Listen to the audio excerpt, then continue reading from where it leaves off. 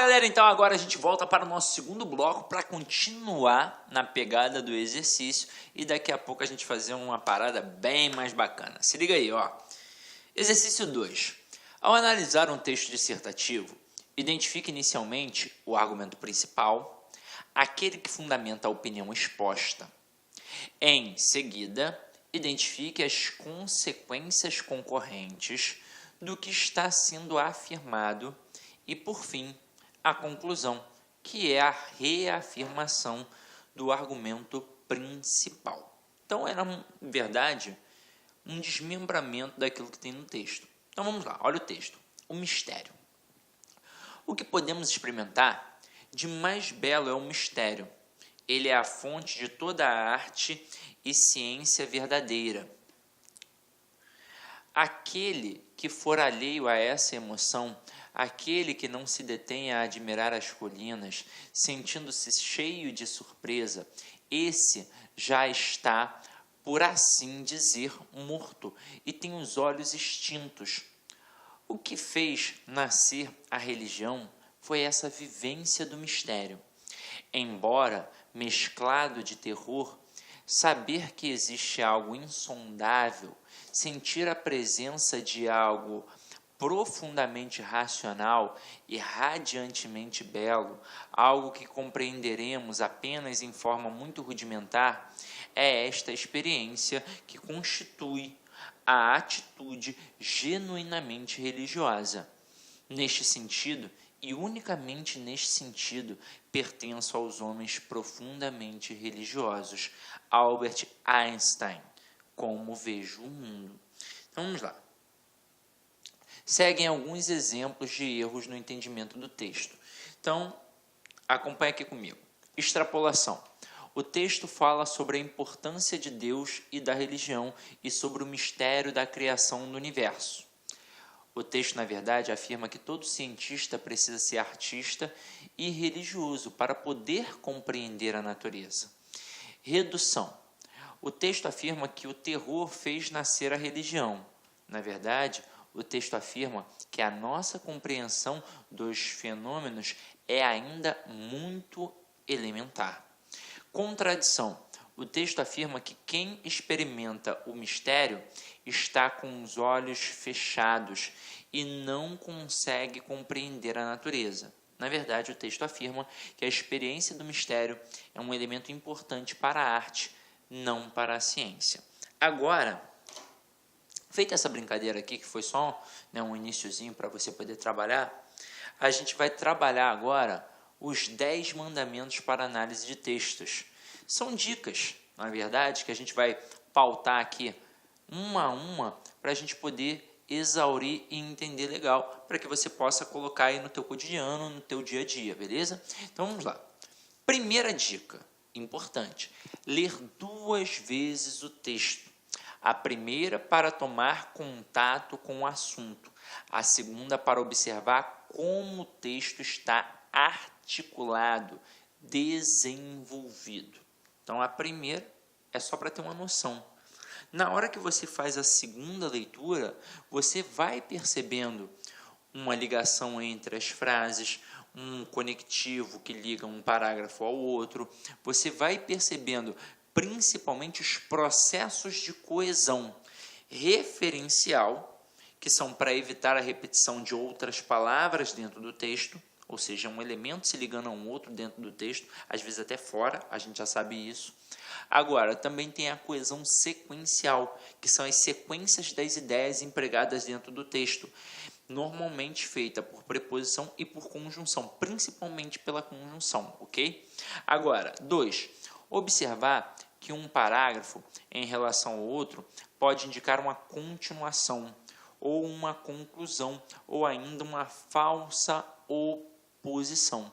Na verdade, aqui, mais uma vez, você vai continuar se ligando na questão da coesão sequencial, só que agora em relação aos parágrafos, para você saber se ali é uma mera progressão, é uma continuação, ou se ali tem uma conclusão, se ali tem uma oposição, se ali tem uma relação de causa e consequência. Você tem que prestar atenção em tudo isso. E aí a dica que eu te dou, principal, é grave as conjunções. Coma com feijão e farofa. Grave as conjunções, tá? Agora vamos para a terceira. Sublinhar em cada parágrafo a ideia mais importante, ou seja, o tópico frasal. A gente viu aqui, na relação do argumento, ou então você vai ver isso no módulo de redação, que a gente fala da introdução, do desenvolvimento e da conclusão de um texto. Mas dentro dos parágrafos é possível também existir tudo isso. A introdução, o desenvolvimento e a conclusão.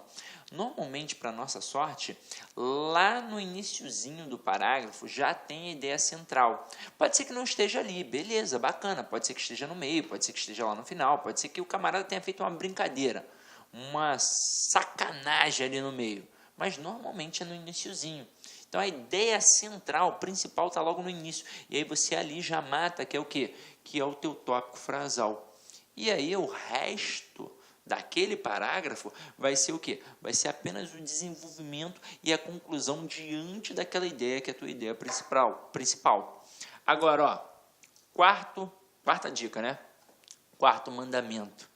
Ler com muito cuidado os enunciados das questões para entender direito a intenção do que foi pedido.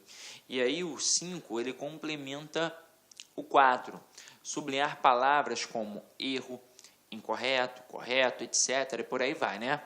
Para não se confundir no momento de responder à questão. Quando você faz um cursinho preparatório, ou então quando está na escola, é muito comum o professor, didaticamente, para chamar a sua atenção, destacar essas palavras. Então ele coloca numa fonte diferente, ele coloca sublinhado, ele coloca em letra maiúscula, ele coloca em negrito, alguma coisa ele vai fazer para chamar a sua atenção. Agora, na prova do concurso público, o camarada quer te derrubar, ele quer mais é que você se estrepe, então ele não vai destacar. Você é que tem que ficar ligado para ver se o camarada pediu o que está errado, para ver se ele pediu o que está certo, e por aí vai. Então apareceu erro, sublinha, apareceu incorreto, sublinha, apareceu correto, sublinha, apareceu adequado, sublinha, apareceu inadequado, sublinha. Presta atenção, o camarada está pedindo aquilo que é certo ou está pedindo aquilo que é errado? Então preste sempre bastante atenção nisso, ok? Então vamos lá. Sexto mandamento. Escrever ao lado de cada parágrafo ou de cada estrofe a ideia mais importante contida neles. Agora, Sidney, eu preciso fazer isso na hora da prova? Se você fizer isso normalmente, toda vez que estiver estudando, na hora da prova, vai sair com toda tranquilidade, vai ser algo simples, vai ser algo natural. Agora, se você não fizer isso durante o seu período de estudo, e aí tentar fazer na hora da prova, pode ser que você enfie os pés pelas mãos. Então tem que ser uma prática rotineira. Rotina. Estudo para concurso público se define em rotina. Quanto mais eu estudo, mais eu aprendo, mais eu me aperfeiçoo. É assim que funciona, beleza? Agora, sétimo aqui. Não levar em consideração o que o autor quis dizer, mas sim o que ele disse, o que está escrito ali de fato. Ah, mas será que ele não quis falar isso? Não sei. O que está escrito? Beleza? Agora, é óbvio que você tem que ter a esperteza de saber que podem ter implícitos ali.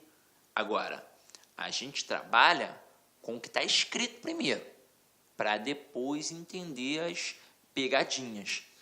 Agora aqui 8.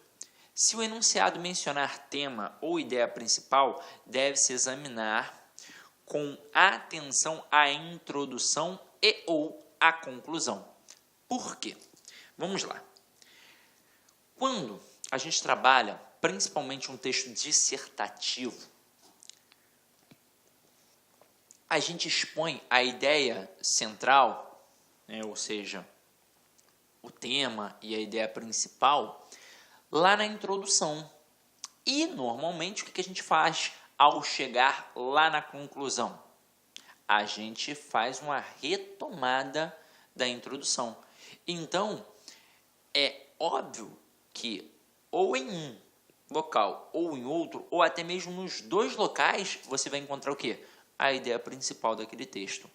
Lá na introdução, dê uma olhada com calma e, para ter certeza, dá uma olhada na conclusão para ver se confirma, se corrobora aquilo que foi apresentado lá na introdução. É só para a gente ficar esperto, para já ter um direcionamento. Aonde eu vou? O que eu vou buscar? Beleza? Então, vamos lá. Agora,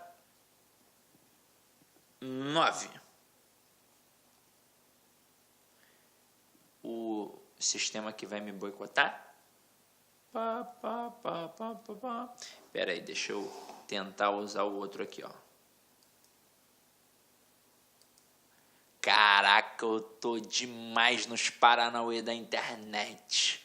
O sistema tentou dar uma travada aqui, eu creu nele, tá vendo? Tô ficando muito esperto. Então vem aqui comigo, ó. É prática, tá vendo? Antigamente eu era uma anta em internet. Uma anta. Não adiantava, não aprendia nada. Eu também não tinha interesse. Essa é a verdade. Beleza. Sabia classificar todo tipo de oração subordinada, mas não sabia mexer na traqueira do computador. Agora eu sei, agora eu tô tranquilo. Até mesmo porque eu tenho que mexer com videoaula, né? Então eu tinha que aprender alguma coisinha. Então vem aqui comigo, ó. Ponto 9. Se o enunciado mencionar a argumentação, deve preocupar-se com o desenvolvimento. Então olha só, que duas dicas importantes. Se o camarada pede a ideia principal, pede o tema, ou seja, ele está trabalhando um tópico frasal. Então, ou você vai achar isso na introdução, ou vai achar na conclusão. Ou, na verdade, você vai ter a certeza de que o que foi apresentado na introdução foi trabalhado na conclusão também. E aí você mata. Opa, é a ideia central. Se o camarada mencionou lá em cima e agora veio retomar, é porque é a ideia principal. Agora, quando o camarada fala da argumentação, aí você tem que procurar no desenvolvimento. Por quê? Porque na estrutura da introdução, você tem o tópico frasal, que é a opinião a ser defendida. E para defendê-la, você tem que apresentar o quê? Argumentos. Só que você apenas apresenta os argumentos, que você vai desenvolver um pouquinho depois, já no próximo parágrafo, ou nos próximos, que são os parágrafos de desenvolvimento. Então, para cada argumento apresentado, a gente tem um parágrafo de desenvolvimento. Então, se o camarada está trabalhando o argumento, quer entender aquela argumentação, eu tenho que olhar ali para o meio do texto, eu tenho que olhar ali para os parágrafos de desenvolvimento e com certeza eu vou entender melhor aquela argumentação, ok? E para finalizar aqui, ó, ponto 10, tomar cuidado com os vocábulos relatores, os que remetem a outros vocábulos do texto, pronomes relativos, pronomes pessoais e pronomes demonstrativos, principalmente. É claro que a gente tem outras situações. A gente tem, inclusive, substantivos se remetendo a outros substantivos. A gente tem elipses e por aí vai. Mas esses três pronomes aqui, ó, o pronome relativo, o pronome pessoal, principalmente o pronome pessoal oblíquo átono e o pronome demonstrativo, é coisa certa em qualquer prova de concurso público, porque são elementos que trabalham a estrutura do texto, que trabalham a coesão referencial. Então, prato cheio para ser uma questão em sua prova, ok? Agora, o que a gente vai fazer? Agora a gente vai pegar aí, ó, alguns textos que são de concurso e que a gente vai analisar como funcionaram as questões, ok? Então, vamos lá, ó. Acompanha aqui comigo. Primeiro texto que a gente vai analisar, eu escolhi uns textos bem bacanas para a gente poder trabalhar, tá? Então, vamos lá. E se o Brasil ainda fosse uma monarquia? Dom Luís de Orleans e Bragança estrelaria os desfiles de 7 de setembro, data que teria muito mais pompa, já que não haveria o 15 de novembro para rivalizar como o dia mais importante da nação. e sem a proclamação da República em 1889. O governo Getúlio, a ditadura militar e a democratização do país, as 6 constituições que tivemos em 100 anos não estariam ou seriam diferentes. Nosso rei de hoje, então, seguraria as rédeas do governo com o poder moderador, herança da Constituição de 1824, que o coloca acima dos 3 poderes. Se um partido fosse contra o que o rei queria, ele colocava a oposição no lugar, diz Eduardo Alonso, professor de História da Unesp. A capital seria Brasília, do mesmo jeito por se tratar de um plano da monarquia. Em 1823, o patriarca da independência, José Bonifácio de Andrade e Silva, apresentou o projeto de levar a capital ao centro-oeste, distante de ataques de corsários no litoral, e seria essa região que o governo teria seu maior apoio. Os produtores de soja e outros grãos seriam a base da política imperial, assim como os cafeicultores foram no século XIX. Olá, meus amigos, minhas amigas, e aí, gostou da aula do professor? Então, eu, professor Luiz Antônio Carvalho, estou aqui para fazer um grande convite para vocês. Quero convidar vocês a conhecer a nossa proposta pedagógica para o concurso da PM Espírito Santo 2018. Nós aqui da Lá Concursos, nós estamos disponibilizando 4 cursos, aliás, 2 cursos, um para o cargo de soldado, um para o cargo de oficial, todos os cursos super atualizados, ponto a ponto do edital, super competitivo. Professor, qual que é o valor do investimento? O valor do investimento, apenas 10 parcelas de R$ 25,00. Você terá 75 dias de acesso e poderá assistir quantas vezes quiser, na hora que desejar. Pode ter certeza que é uma grande aquisição, é um grande investimento. Vem conosco, vem estudar aqui na Lá Concursos. Professor, eu quero saber de mais informações, né? Então, nós aqui da Lá Concursos, nós estamos montando aí uma lista de transmissão exclusiva da PM Espírito Santo, né? Inclusive, nós queremos fazer alguns aulões ao vivo de revisão, tá? Então, se você quiser participar dessa lista, não paga nada, informações, dicas, exercícios e assim por diante.